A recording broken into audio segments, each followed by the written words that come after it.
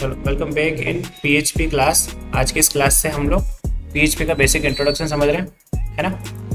Basic सारी information related to the PHP. PHP क्या होता है, क्या कर सकता है, क्या क्या आपको पहले से आना चाहिए, पीएचपी की फाइल कैसे बनाएंगे और पीएचपी क्या क्या कर सकता है, ये सारी चीज़ें हम लोग इस वीडियो में डिस्कस करेंगे। नेक्स्ट इस क्लास में डिस्कस करेंगे और नेक्स्ट जो क्लास रहेगी उसमें पीएचपी का इंस्टॉलेशन समझेंगे, इंस्टॉल कैसे कर सकता हो। इवन इसमें ही एक बार इसी वीडियो में या इसी क्लास में हम लोग एक बार ओवरव्यू देखेंगे कैसे आप पीएचपी की जो इंस्टॉलेशन है वो कर सकते हो। ठीक है, चलो फर्स्ट ऑफ ऑल पीएचपी के इंट्रोडक्शन की बात करते हैं। पीएचपी होता क्या है, तो पीएचपी का पहले फुल फॉर्म देखते हैं। PHP stands for hypertext pre processor. Hypertext pre processor मतलब ये सर्वर पर प्रोसेस करने वाली एक प्रोग्रामिंग लैंग्वेज है जो सर्वर पर चलती है। ये पीएचपी का फुल फॉर्म है, स्टैंड्स फॉर पीएचपी। इसका खुद का ही ये पी फॉर पीएचपी होता है ना। हाइपरटेक्स्ट प्री प्रोसेसर, ऐसा पीएचपी हाइपरटेक्स्ट प्री प्रोसेसर, ये इसका फुल फॉर्म है। Clear? It is a server side scripting language used for web development. ठीक है, ये वेबसाइट डेवलपमेंट के लिए लैंग्वेज है जो सर्वर साइड चलती है, या सर्वर साइड स्क्रिप्टिंग लैंग्वेज है। हम लोग स्क्रिप्ट लिखते हैं और वो सर्वर पर एग्जीक्यूट होती है, ये पीएचपी होता है। PHP helps in creating dynamic and interactive website. PHP की हेल्प से हम लोग डायनामिक और इंटरेक्टिव वेबसाइट बना सकते हैं।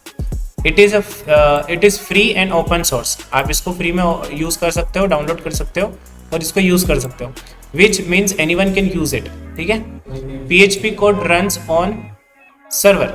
पीएचपी का जो कोड होता है वो सर्वर पर रन होता है, मतलब सर्वर पर एग्जीक्यूट होता है, ना कि आपके ब्राउजर पर, not directly in the browser. हम HTML फाइल बनाते थे तो HTML फाइल डायरेक्ट हमारे ब्राउजर पर चला देते थे। कहीं पे भी फोल्डर बना हो, कहीं पे भी कुछ भी फाइल्स क्रिएट हो, आप उसको डायरेक्टली ब्राउजर पे चला सकते थे, क्योंकि ब्राउजर ही उसको एग्जीक्यूट कर रहा है। किसको? HTML, CSS, जावास्क्रिप्ट, ये सब ब्राउजर पे चलती है। और जो चीज़ें ब्राउजर पे रन हो रही है उनको क्लाइंट साइड लैंग्वेज बोलते हैं। ठीक है, जो लैंग्वेजेस ब्राउजर पर रन हो रही है उनको क्लाइंट साइड लैंग्वेज बोलते हैं, और जो लैंग्वेजेस सर्वर पर रन हो रही है उनको सर्वर साइड लैंग्वेज बोलते हैं। क्लियर? क्लाइंट साइड और सर्वर साइड दो चीज़ होती है। PHP is free to download and use. आप फ्री में इसको डाउनलोड करो, इसका आपको एक सिंगल रुपीज़ भी नहीं देना है, आप सिंपल डाउनलोड करो और यूज़ करो, ऐसा रहता है। तो PHP एक ओपन सोर्स का मतलब यही होता है, ये फ्री में आपको इसका फ्री में जो भी PHP को यूज़ करना चाहता है वो ईजिली यूज़ कर सकता है। इसके बहुत सारे टूल्स वगैरह, लाइब्रेरीज वगैरह, ये सब फ्री में आपको अवेलेबल है। ठीक है, why should we use PHP? अब PHP को यूज़ क्यों करना चाहिए? PHP works on all major operating system जैसे कि Windows, Linux, Unix and Mac, इन सब पे काम कर सकता है PHP। It supports popular web services servers like Apache, NGINX and IIS and Cloudflare. ये सारे पॉपुलर सर्वर हैं, इन सभी सर्वर को सपोर्ट करता है, मतलब इन सभी सर्वर पे वर्क कर सकता है PHP। PHP can easily connect with database जैसे कि MySQL, PostgreSQL एंड Oracle। ये लगभग सभी डेटाबेस के साथ कनेक्ट भी हो सकती है PHP। मतलब PHP हर प्लेटफॉर्म पे चल सकती है, हर ऑपरेटिंग सिस्टम पे चल सकता है, हर सर्वर पे चल सकता है, और हर एक डेटाबेस को सपोर्ट करता है, मतलब मैक्सिमम डेटाबेस को सपोर्ट PHP करता है। ये बहुत ज़्यादा इजी होता है सीखने में, और specially for the beginners. Clear? आप इजीली सीख सकते हो beginners. PHP is non for being fast. PHP को तेजी, इतनी इसकी स्पीड के लिए जानते हैं, मतलब फास्ट है, फ्लेक्सिबल है एंड पावरफुल भी है।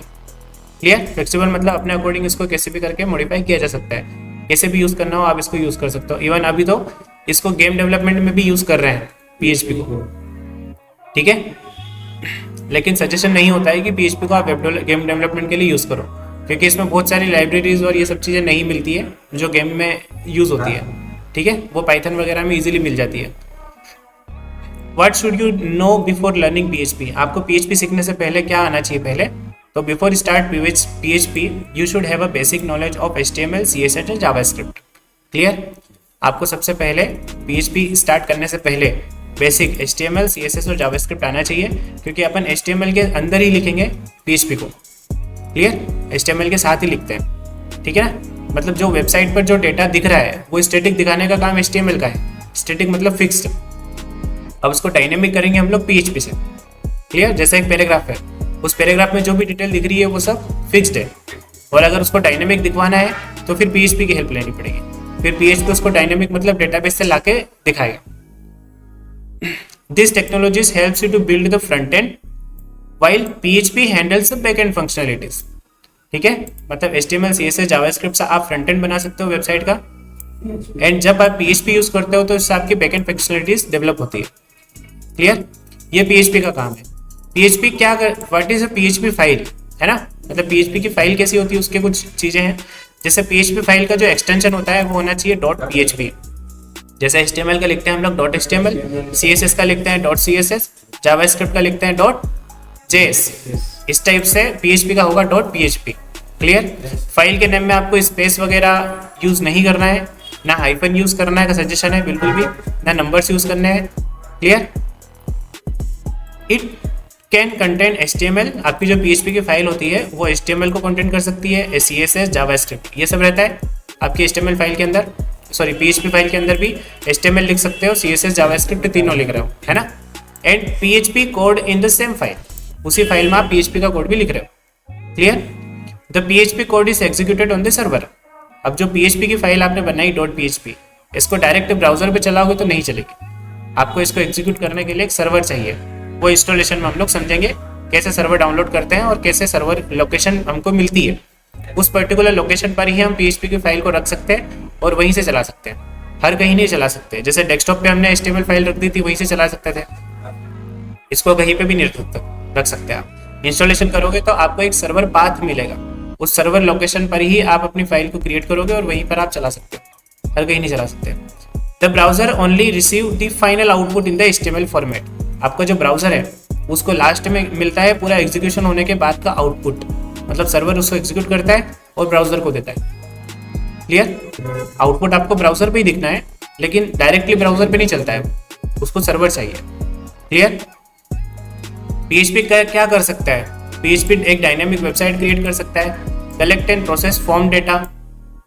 डायनेमिक वेबसाइट मतलब समझ में आ रहा है, डायनेमिक वेबसाइट समझ में आ रही है, नहीं आ रही, चलो।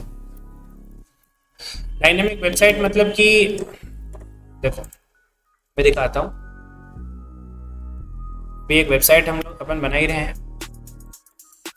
ये वाली, इस पे ये जो प्रोडक्ट्स दिख रहे हैं ये है ना, ये अगर फिक्स दिखे मतलब इनको चेंज कौन कर पाए, ओनली डेवलपर। मतलब अंदर HTML में जाएगा, फिर यहाँ से ये इमेज चेंज करेगा, ये टेक्स्ट चेंज करेगा, ये न्यू ट्रेंड लगा है इसको चेंज करेगा, है ना। ये सब चीज़ें चेंज करने का काम, मान लो इसका जो ओनर है, इस ओनर ने बोला कि मेरे को ये वाला जो इमेज लगा है इधर, इस इमेज को चेंज करना है, ठीक है, तो कौन करने जाएगा, डेवलपर को करना पड़ेगा। स्टैटिक के केस में अगर ये वेबसाइट स्टैटिक है तो इसको सिर्फ डेवलपर चेंज कर सकता है, क्योंकि नॉन टेक्निकल व्यक्ति या फिर जो डेवलपर नहीं है उसको कोड में समझ में नहीं आएगा कि कहाँ पे क्या करना पड़ेगा, तब जाके ये इमेज चेंज होगी। आपको पता है, अपने को पता है, जो डेवलपर है उसको पता रहेगा कि IMG SRC के अंदर ये इमेज चेंज कर देंगे नाम उसका, वो इमेज उस सेटअप में डालने के बाद तो फिर ये इमेज यहाँ पर शो हो जाएगी, है ना। लेकिन नॉन टेक्निकल व्यक्ति को समझ में नहीं आएगा, तो उस टाइप की वेबसाइट को जो नॉन टेक्निकल व्यक्ति भी चेंज कर सकता है इस सेक्शन में, है ना, उसको डायनेमिक बोलते हैं। मतलब हम एक ऐसा प्लेटफॉर्म देंगे उसको, एक ऐसा डैशबोर्ड देने वाले हैं उसको, जिसको CMS बोलते हैं। CMS मतलब होता है कंटेंट मैनेजमेंट सिस्टम। ये कंटेंट को मैनेज करने के लिए एक सिस्टम बनाएंगे हम उसको, और उसको किसको, मतलब इस वेबसाइट के किसी भी वेबसाइट के ओनर को देंगे, उसको भी यूजर नेम पासवर्ड डालना पड़ेगा, देन वो उस डैशबोर्ड पर जाएगा। डैशबोर्ड पर जाने के बाद वो वहाँ से हम लोग उसको नॉर्मल ऑप्शन देंगे कि आप इस प्रोडक्ट का ये इमेज अपडेट करना चाहते हो, वो सिंपल एडिट पे जाएगा, इमेज नई सिलेक्ट करेगा, अपलोड करेगा, तो जो अपना PHP है वो यहाँ पर डायनेमिकली उस इमेज को यहाँ दिखा देगा। आ गया। विदाउट टेक्निकल नॉलेज आप इंफॉर्मेशन चेंज कर सकते हो। This is same like WhatsApp profile. आप अपने व्हाट्सएप प्रोफाइल चेंज करते हो, आप टेक्निकल नहीं थे तब भी करते थे, और अभी हो तो भी आपको कोई मतलब नहीं है उससे, है ना। आपको सिंपल ऑप्शन दिए जाते हैं, आप 3 डॉट पे क्लिक करो, यहाँ से जाओ प्रोफाइल पे जाओ, प्रोफाइल सिलेक्ट करो, और फिर इमेज सिलेक्ट करने के बाद इमेज अपलोड हो जाती है और चेंज हो जाती है। आपको कोई कोडिंग वोडिंग जरूरी नहीं है अभी, है ना। तो ऐसे ही हम लोग एक सॉफ्टवेयर उसको बना के देंगे, ऐसे एक डैशबोर्ड बना के देंगे। ये होता है कुछ ऐसा, जैसे अब देखो मेरे से लॉगिन पासवर्ड मांग रहा है, ऐसे ही एडमिन से भी लॉगिन पासवर्ड मांगेगा, मतलब ओनर ऑफ द वेबसाइट अगर सही यूजर नेम पासवर्ड डालता है तो उसको ऐसा एक डैशबोर्ड मिलेगा। ऐसे डैशबोर्ड पर उसको प्रोडक्ट की लिस्ट मिलेगी, और यहाँ से वो एडिट का ऑप्शन दिखेगा उसको, और उसको एडिट का पेज दिखेगा। ठीक है, अभी ये एडिट वाला बनने नहीं है, अब जैसे ये वाला पेज दिख रहा है व्यू वाला, ऐसे उसको एडिट का ऑप्शन देगी, यहाँ से वो अपनी इमेज सिलेक्ट कर लेगा एंड देन अपलोड करेगा, तो वो इमेज चेंज हो जाएगी उसकी वेबसाइट पर, मतलब इन दी फ्रंट एंड, यहाँ पर ये चेंज हो जाएगी। क्लियर? ऐसे एक डैशबोर्ड देने वाले हैं। ये सारा काम पॉसिबल है with the help of PHP only. ठीक है, ये तो क्रिएट डायनेमिक वेबसाइट, हम डायनेमिक वेबसाइट बना सकते हैं PHP से। Collect and process the form data, जो फॉर्म होता है ना, फॉर्म देखा है अपन ने HTML में फॉर्म बनाया था, उस फॉर्म के डेटा को कलेक्ट करने का काम भी PHP ही करेगी, और उस डेटा को इंसर्ट करना है डेटाबेस के अंदर, उसको अपडेट करना है या डिलीट करना है डेटाबेस में, तो वो काम भी आप with the help of PHP ही करोगे। क्लियर? सिर्फ PHP के हेल्प से ही आप ये सब चीजें कर पाओगे, है ना। मतलब हमने यहाँ पर यूजर को एक डैशबोर्ड दिया, यहाँ से एडिट अपडेट, जैसे ये ऐड प्रोडक्ट का है, इस पर क्लिक किया, ये फॉर्म आया, यहाँ पे सारी डिटेल्स डाली, है ना, ये इमेज अपलोड करी और सेव चेंजेस पे क्लिक किया, तो ये डिटेल डेटाबेस में स्टोर होगी। एक बार डेटाबेस का भी ओवरव्यू दिखा देता हूँ मैं आपको, फिर देखेंगे डेटाबेस एक्चुअल क्या है। ये होता है डेटाबेस, इसमें ये अपना डेटाबेस है इस पर्टिकुलर वेबसाइट के लिए, है ना। ये मल्टीपल डेटाबेस है अलग अलग वेबसाइट के लिए। ठीक है, ये डेटाबेस है और इसमें टेबल है, जैसे एडमिन की, कैटेगरी की, प्रोडक्ट्स की, ये तो प्रोडक्ट वाली टेबल दिखाता हूँ। प्रोडक्ट वाली टेबल में आपको देखो product name, product price, product description, product images, category ID, ये सब चीज़ें यहाँ पे स्टोर है। ये इन्फॉर्मेशन जब एडमिन यहाँ से सबमिट करेगा तो ये स्टोर होती है इस टेबल के अंदर, है ना, और यहाँ से शो होती है फिर आपके फ्रंट एंड पर। क्लियर? ऐसे अब यहाँ से जैसे ही डिटेल सेव करेंगे वो सबमिट होगी और डेटाबेस में इंसर्ट हो जाएगी। ये इंसर्ट, एडिट, डिलीट, अपडेट का काम हम लोग किससे करवा सकते हैं, इवन डिलीट का भी काम। ये यहाँ पे डिलीट बटन है, ये मैं क्लिक कर रहा हूँ, मेरे से पूछ रहा है sure you want to delete this, ऐसा you want to be able to revert this, yes delete it and then delete this, okay cancel. अभी इसको कैंसिल करते हैं, तो ये वाले काम जैसे एडिट, डिलीट, अपडेट वाला काम भी आपका PHP करेगा। Build logic, login and authentication system, जैसे अभी अपन ने लॉगिन किया था डैशबोर्ड में, वो सिस्टम भी आप PHP से बनाओगे। ठीक है, ऑथेंटिकेशन मतलब क्या होता है कि ये यूजर है कौन, है ना, ऑथराइज्ड यूजर, ये चेक करने का काम भी आप PHP से करोगे। वैलिड यूजर है या नहीं है, आप फेसबुक वगैरह कहीं पे भी लॉगिन करते हो तो आपसे यूजर नेम पासवर्ड पूछता है, आप गलत डालते हो तो किसी भी कंडीशन में आपको कोई लॉगिन नहीं करवा देगा, तो वो वेरिफिकेशन कर रहा है, लॉगिन कर रहा है, ऑथेंटिकेशन ले रहा है। ठीक है, send and manage cookies and session, ये हम लोग समझेंगे कुकीज सेशन क्या होता है। बेसिकली अभी इसका इतना सा समझो कि कुकीज मतलब आपकी वेबसाइट को फास्ट बनवाने के लिए कुछ टेम्परेरी डेटा अपने ब्राउजर पर स्टोर करता है ना। आपका जो ब्राउजर होता है उस पर टेम्परेरी इंफॉर्मेशन आपके ब्राउजर पे स्टोर रखता है PHP। ठीक है, चाहे क्रोम ब्राउजर या कोई सा भी ब्राउजर, तो वो कुकीज होती है।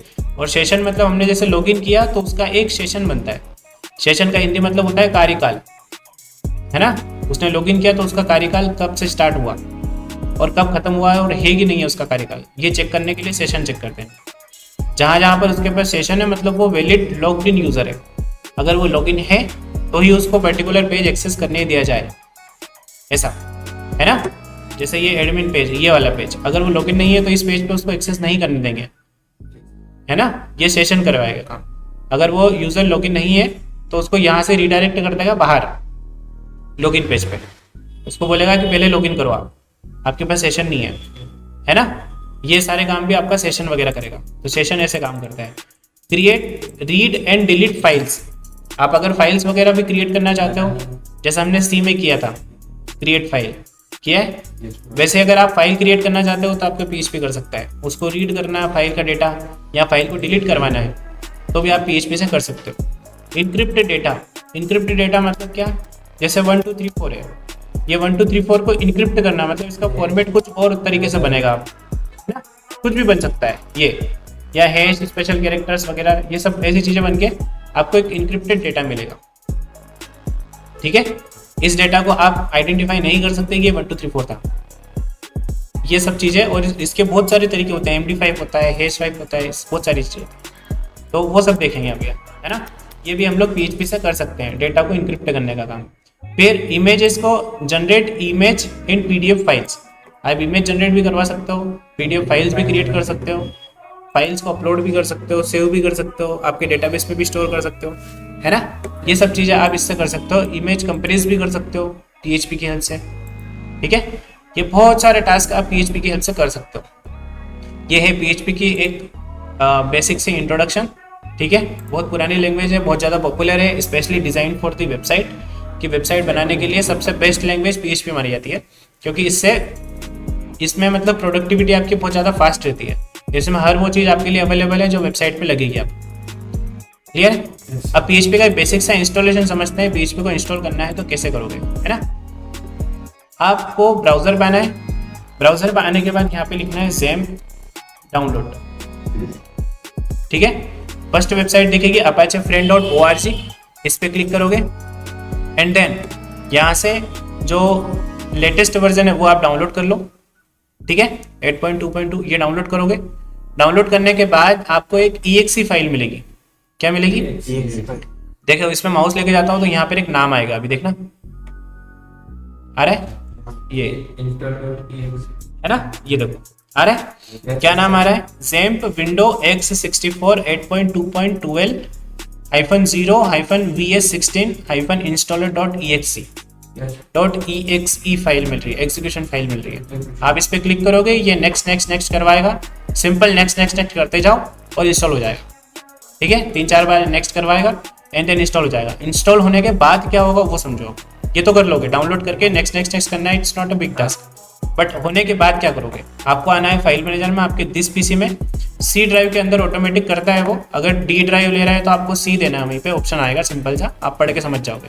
C ही रहेगा बाय डिफॉल्ट। तो अगर नहीं आता है C तो आप C करो सिलेक्ट, है ना। आप जैसे ही C ड्राइव में आओगे वहां पर आपको एक नया फोल्डर दिखेगा विच इज XAMPP, ठीक है। XAMPP का एक नया फोल्डर दिखेगा, इसको आप ओपन करोगे तो यहाँ पर दिखेगा एक फोल्डर और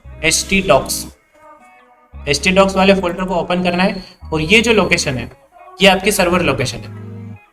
इस लोकेशन पर ही आप अपनी PHP फाइल को एग्जीक्यूट करवा सकते हो, ठीक है। अब मैंने यहाँ पे बहुत सारे और फोल्डर्स बना रखे हैं, अलग अलग टास्क करने के लिए अलग अलग फोल्डर्स बना रखे हैं, ठीक है ना। क्लियर।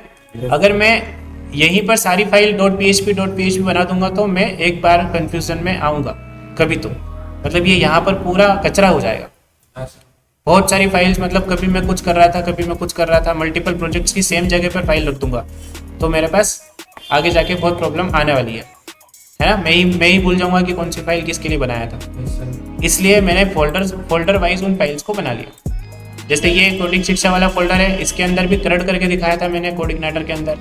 फिर कोडिग्नाइटर CI स्टार्ट किया था, उस टाइम की बात है ये। तो ये CI स्टार्ट से रिलेटेड ये सारा सेटअप, ये तो कोडिग्नाइटर की बात है। पर ये देखो, ये नहीं, एक बेसिक सा PHP का कोड वाला सेटअप दिखाता हूँ। चलो एक फाइल रन करके भी दिखा देता हूँ मैं आपको कैसे रन करोगे। ये आपके सर्वर लोकेशन तक आ गए आप, htdocs तक, है ना। XAMPP htdocs तक आप आ चुके हो। यहाँ पर एक फोल्डर बनाते हैं अपन, ये बना दिया मैंने एक फोल्डर, Ctrl+Shift+N से नया फोल्डर बनाते हैं ना। मैंने यहाँ पे लिखा PHP_start। फोल्डर के नेम में भी आपके पास स्पेस नहीं होना चाहिए, ध्यान रखना। क्या नहीं होना चाहिए? अंडरस्कोर यूज करो आप, क्लियर। ये फोल्डर बनाया, इस फोल्डर को डबल क्लिक करके ओपन कर दिया।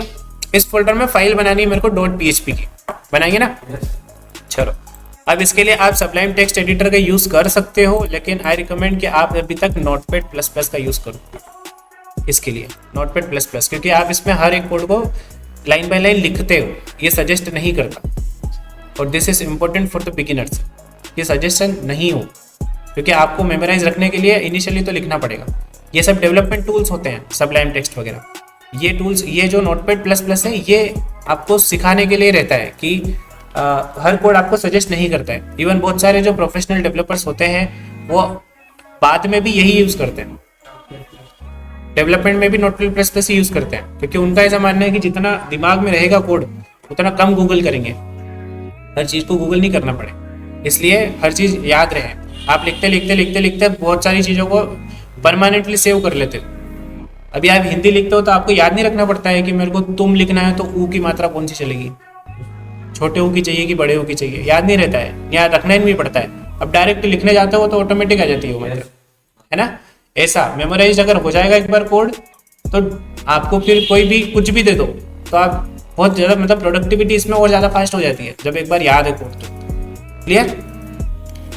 चलो अब मैं यहाँ पर मैंने सबलाइम ये नोटपैड प्लस प्लस ओपन किया, एक कुछ कोड लिख देता हूँ मैं यहाँ पे। जैसे PHP का कोड लिखते हैं हम लोग ऐसे, इसके अंदर PHP लिखो और इसके अंदर जो भी लिखोगे आप वो PHP का कोड है। क्लियर? क्लियर है? Yes sir. देखो HTML ओपन करते हैं, HTML ओपन किया, HTML क्लोज किया। आप HTML के अंदर भी लिख सकते हो कोड, विद और विदाउट दोनों PHP के साथ, PHP को लिख सकते हो आप, मतलब PHP को HTML के साथ लिखना है या बिना लिखना है तो लिख सकते हो। ठीक है, तो मैं अभी आपके लिए साथ में लिख देता हूँ PHP के हेड। देखो ये कुछ भी सजेशन नहीं देता है, सब टाइप करना पड़ेगा। Clear? Title and then title. Coding की सही फीलिंग तो यही एडिटर देता है। This is PHP first file. Clear? थोड़ा बहुत स्मार्ट है भी, मतलब बेसिक सजेशंस देगा जरूर, लेकिन वो अपनी प्रैक्टिस को इफेक्ट नहीं करेंगे।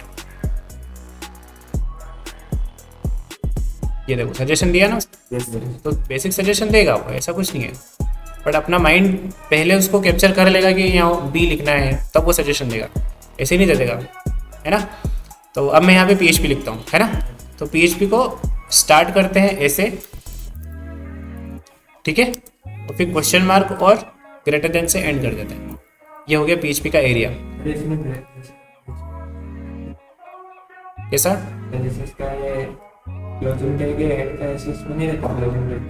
ये हुआ ना क्लोजिंग, ये क्लोज हुआ, ये स्टार्ट हुआ, सिंपल। यहाँ से यहाँ तक का जो एरिया है वो PHP का है।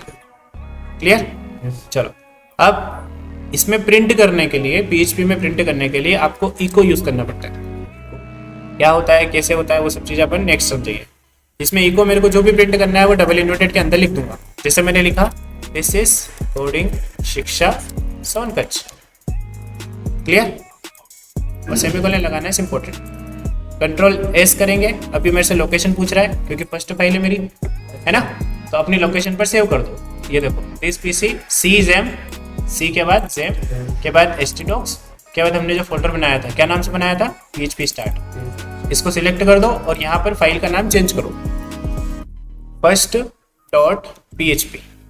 कुछ भी नाम रख सकते हो, जरूरी नहीं है first.php। आपके सिस्टम में first.php मेरे को नहीं देखना है ना। आपके सिस्टम में first.php का नाम की फाइल नहीं होना चाहिए, रिपीट नहीं करना है। क्लियर? लॉजिक समझो, कंसेप्ट समझो। नॉर्मल टेक्स्ट फाइल सेव कर रहे हैं क्या अपन? नहीं। अब इस पे क्लिक करो तो यहाँ पे PHP का एक्सटेंशन मिलेगा आपको, ये रहा, ठीक है। इस पे क्लिक करो, PHP hyper text pre processor. अभी एक्सटेंशन हट गया क्या? नहीं हटा, नहीं हटाया, ऑटोमेटिक उसने टाइप सेव कर लिया है। अब वो आप जब इस पे क्लिक करोगे, ये देखो अपेंड एक्सटेंशन, क्लियर, सेव कर दो। अब देखो इसका लुक एंड फील बिल्कुल चेंज हो गया, सेव हो गई फाइल। अब इसको रन कैसे करना है ब्राउजर पे? रन करने के लिए आपका ब्राउजर ही चाहिए वापस। अब ध्यान से देखना, इसको रन करने के लिए क्या करना है, आपको ब्राउजर पे लिखना पड़ता है लोकल होस्ट। क्या लिखना पड़ता है? लेकिन ये रन करने से पहले आपको XAMPP कंट्रोल पैनल मिलता है, आपको सर्वर को ऑन करना पड़ेगा, सर्वर को ऑन करना पड़ता है ना। तो जो सर्वर आपने अभी इंस्टॉल किया था, नेक्स्ट करके XAMPP सर्वर, उसको ऑन करना पड़ेगा। तो उसके लिए विंडो की प्रेस करके आपको XAMPP सर्वर ओपन करना पड़ेगा, XAMPP कंट्रोल पैनल, है ना। इसको क्लिक करोगे तो ये कंट्रोल पैनल आया सामने आपके पास। यहाँ पे दो सर्विसेज दिख रही है, अपाचे और MySQL। अपाचे और MySQL को स्टार्ट करना है आपको। स्टार्ट कर दोगे तो ये स्टॉप वाला बटन आ जाएगा और यहाँ पे पोर्ट आ जाएंगे। पहले स्टार्ट कर दो, इसको भी स्टार्ट कर दो, ये दोनों स्टार्ट कर दो। MySQL के साथ काम करना है तो इसको भी ऑन करना पड़ेगा, और PHP के साथ काम करना है तो अपाचे सर्वर चलाना पड़ेगा। क्लियर? और भी सर्वर है यहाँ पे नीचे, लेकिन अपने को दो ही से काम हो जाएगा। क्लियर? ओके। अब जब इसमें बहुत सारी चीजें, ये सर्वर है ना, क्रैश हो जाता है ना। और कैसे क्रैश होता है, आप जब भी अपना लैपटॉप या डेस्कटॉप बंद कर रहे हो, उससे पहले ये सर्विसेज बंद करना है ना। ये सर्विसेज स्टॉप करनी पड़ेगी आपको, और स्टॉप करने के बाद ये देखो, जैसे मैंने इनको स्टॉप कर दिया स्टॉप, डन। स्टॉप करने के बाद ये ऐसा कुछ दिखेगा, है ना। अब इसको क्लोज भी करना है और ये बैकग्राउंड में चलता हुआ दिखेगा। इसको आपको यहां से भी हटाना है। कैसे हटाओगे? टास्क मैनेजर से। टास्क मैनेजर ओपन करो, ये मतलब क्रैश होता है, बहुत ज़्यादा होता है, और इसका एक ही सॉल्यूशन है कि आप इसको पूरा क्लोज करो अच्छे से। ये बैकग्राउंड में चल रहा है, ये देखा, राइट क्लिक करके and task, and right click करके एंड टास्क। अब ये कंप्लीटली बैकग्राउंड से भी हट गया है, सिंपल। अब आप सिस्टम शट डाउन करो, अब क्रैश नहीं होगा वो, क्योंकि वापस से ऑन करोगे तो वो वापस से फ्रेश ऑन होगा। क्लियर? कॉन्फ्लिक्ट करता है वो, पुराने कुछ पोर्ट वगैरह रहते हैं सिस्टम में, तो वो पोर्ट ब्लॉक कर देते हैं फिर इसको। ठीक है, आप जब इसको छोड़ देते हो तो फिर प्रायोरिटी वो सिस्टम अपना लैपटॉप या कंप्यूटर प्रायोरिटी सेट कर देता है फिर उनके सॉफ्टवेयर्स को। कुछ भी होते हैं सिस्टम में, जैसे ये OBS चल रहा है, यहाँ पे ये चल रहा है, XAMPP चल रहा है ना, और VS कोड वगैरह चलेगा, या कुछ पाइथन वगैरह पहले कुछ इंस्टॉल कर रखा होगा, तो उसके कुछ रिजर्व पोर्ट्स होते हैं, वो पोर्ट्स को ब्लॉक कर देगा। इसलिए XAMPP को अच्छे से पूरा शांति से बंद करो। आप वापस से जब XAMPP ऑन करोगे, है ना, फिर से XAMPP आप नए दिन आए, आपने XAMPP पर सर्च किया, XAMPP ओपन हुआ, आप यहाँ से स्टार्ट कर रहे हो, रुक जाओ थोड़ी देर। अगर ये लोडर चल रहा है तो थोड़ा शांति रखो, है ना, जल्दी जल्दी करोगे तो भी कॉन्फ्लिक्ट कर जाएगा। हो गया बंद? अब नेक्स्ट स्टार्ट करो। मेरे से ये वेरिफिकेशन कर रहा है क्योंकि मैंने प्रायोरिटी सेट कर रखी है। डन? ये आपका सर्वर ऑन हो गया। अब इसको आप चाहो तो यहाँ से क्लोज कर सकते हो, कोई प्रॉब्लम नहीं है, क्योंकि बैकग्राउंड में चल रहा है। डन? सर्वर ऑन करने के बाद आपको अपने ब्राउजर पे आना है और यहाँ पे लिखना है लोकल होस्ट। क्या लिखना है? लोकल होस्ट लिखने से क्या होगा, ये ब्राउजर कहाँ तक टारगेट करेगा इसको, आपके XAMPP htdocs तक। ठीक है, आपके सर्वर लोकेशन तक लेकर बता देगा वो, मतलब सर्वर लोकेशन तक की इंफॉर्मेशन किसको देगा, ब्राउजर को। लोकल होस्ट लिखा ना, तो आपका सर्वर उसको ऑटोमेटिक आइडेंटिफाई कर लेगा कि ये मेरी लोकेशन तो यहाँ तक ही है, सर्वर लोकेशन आपका htdocs है ना। ऐसे स्लैश आपका फोल्डर, क्या नाम है अपना फोल्डर, इसके अंदर PHP स्टार्ट, ये लिखना पड़ेगा, PHP_start लिखा, स्लैश। अब आपकी फाइल का नाम लिखना पड़ेगा, क्या नाम है अपनी फाइल का, first.php, एंड देन एंटर। ये आपका कोड एग्जीक्यूट हो चुका। ठीक है, ये आउटपुट आया आपकी स्क्रीन पर। क्लियर? अब जो बेसिक्स ऑफ PHP है वो अपन पढ़ेंगे नेक्स्ट क्लास में। कल भी क्लास रहेगी, कल भी आप लोगों को क्लास आना है, सैटरडे है बट रिवीजन नहीं है। क्लियर? अपने हिसाब से करना है, क्योंकि बीच में छुट्टियां हो गई थी, तो अभी और छुट्टियां होगी आगे, है ना। इधर 22, 23, 24, 25 समथिंग 26 तक हो सकती है, में भी छुट्टियां हो सकती है क्योंकि गृह प्रवेश है ना। ठीक है, तो इसलिए अपन कवर अप करने की कोशिश कर रहे हैं कि ये सब मिसिंग वाला पार्ट है। आपको ये टाइम मिलेगा इधर, तो उसमें आप ये सब जो अभी जो चल रहा है ये सब आप साथ साथ रिवीजन की इतनी कोई खास रिक्वायरमेंट होती नहीं है, इतना अपन ने पढ़ा भी नहीं है अभी तक, तो कि आपके पास रिवीजन है, आपको पुराने नहीं प्रैक्टिस करी है, वो आपकी प्रॉब्लम है या आपकी गलतियाँ हैं, है ना। ये अपने आउटपुट किया है। क्लियर? एक PHP का बेसिक सा इंट्रोडक्शन और एक PHP का इंस्टॉलेशन और PHP की फाइल को रन करना हमने इस क्लास में देखा। अगली क्लास में हम लोग देखेंगे वेरिएबल्स कैसे बनाते हैं, डेटा टाइप्स क्या होते हैं, वेरिएबल्स को इको या प्रिंट कैसे किया जाता है। इको और प्रिंट दोनों ही काम करता है PHP के अंदर, इको से भी आप प्रिंट कर सकते हो, प्रिंट से भी कर सकते हो, दोनों में डिफरेंस क्या है वो समझेंगे, है ना। और फिर कोशिश करेंगे कि हम लोग लूप्स भी, लूप PHP में वो भी हम लोग इसमें समझे। इवन लूप से पहले भी तो इफ एल्स आएंगे, स्विच केस आएगा, वो भी इसमें PHP में भी है। क्लियर? ये सारी चीजें जो बेसिक सी जो हमने पहले C++ में कर रखी है वही सब पार्ट इसमें आने वाला है। इसमें कुछ और एडिशनल आएगा, जैसे उप्स के कंसेप्ट इसमें और अच्छे से हैं, उप्स के कंसेप्ट भी इसमें इंक्लूडेड है। ये सब कंप्लीट होने के बाद, है ना, हम फिर एक CRUD ऑपरेशन बनाएंगे। CRUD होता है डेटा को क्रिएट करना, रीड करना, अपडेट करना और डिलीट करना। क्लियर? क्रिएट करना, अपडेट करना, C for create, R for read, U for update and D for good. ठीक है, D फॉर डिलीट। डिलीट करेंगे डेटा, और हर डेटा मतलब एक स्टूडेंट का डेटा, स्टूडेंट क्या डेटा में क्या क्या होता है, स्टूडेंट का नेम, है ना, first name, middle name, last name, father name, mother name, है ना, एड्रेस, क्लास, एजुकेशन, उसके बाद कैटेगरी, जेंडर, है ना, उसके डॉक्यूमेंट्स जैसे कि आधार कार्ड उसका या प्रोफाइल। तो फाइल भी अपलोड करवाएंगे, डेटा भी अपलोड करवाएंगे, एक फॉर्म बनाएंगे, वो फॉर्म सबमिट होगा और वो डेटाबेस में स्टोर करेंगे जैसा अभी हमने किया। अब आप डेटाबेस को कैसे एक्सेस कर सकते हो, अभी जरूरी तो नहीं है लेकिन देख लो कैसे कर सकते हो। आपको सिंपल लिखना है 127.0.0.1, ठीक है, या फिर आप सिंपल लिखो लोकल होस्ट। ठीक है, बस इतना लिखने के बाद इंटर करो, है ना। अब इसको मैं पूरा 100% में ऐसे कर लेता हूँ साइज इसकी, और फिर PHP में एडमिन वाला ऑप्शन यहाँ पे दिख रहा है, दिख रहा है? Yes, sir. इस पर क्लिक कर दोगे तो ये आप डैशबोर्ड पे आ जाओ। क्लियर? ये PHP में एडमिन खुल गया डेटाबेस का। क्लियर? Yes, sir. लेकिन आपकी जो सर्विसेज है जो मैंने देखा था अपाचे के नीचे वाली सर्विस MySQL वाली, Yes. उसको ऑन नहीं करोगे तो ये एक्सेस नहीं करने देगा। क्लियर? चलो मिलते हैं नेक्स्ट क्लास में, जिसमें हम लोग बाकी सब चीज़ें कवर करके और समथिंग 4-5 वीडियो में, 4-5 क्लास में या 10 क्लास में मैक्स टू मैक्स ये वाली जो सीरीज़ है जो आपको यूट्यूब पे मिलेगी प्लेलिस्ट, ये कंप्लीट हो जाएगी। और इसको बहुत इजी तरीके से करने की पूरी कोशिश रहेगी।